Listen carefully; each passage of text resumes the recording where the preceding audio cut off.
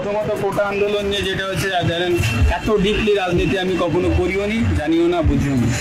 যারা যে কমেন্ট করবে বা করছে আসলে ওগুলো তো আমার নিয়ন্ত্রণে নাই বা আমি তাদের কিছু বলতে পারবো না। তবে আমার রেসপেক্ট অবশ্যই ওনাদের করে।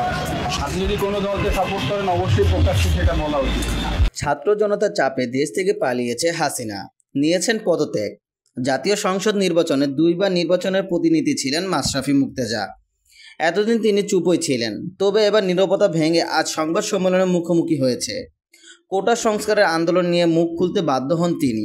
এই বিষয়ে মাশরাফি বলেন, আন্দোলন নিয়ে যেটা হচ্ছে ধরেন এত ডিপলি রাজনীতি আমি কখনো করিও নি, জানিও না, বুঝিও নি।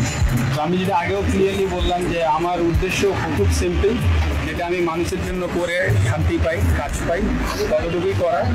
আর আপনি আমাকে যদি একেবারে ডিপ লেভেলের পলিটিশিয়ান ভাবেন, সেটা হয়তো আমি এখনো না বা আমি হইনি। তো আপনি আমাকে ওই লেভেলে ভাবলে সেটাও আমার সাথে অবিচার হবে, কারণ আমি এখানে আমার এক্সপিরিয়েন্সটা টোটালি নিউ।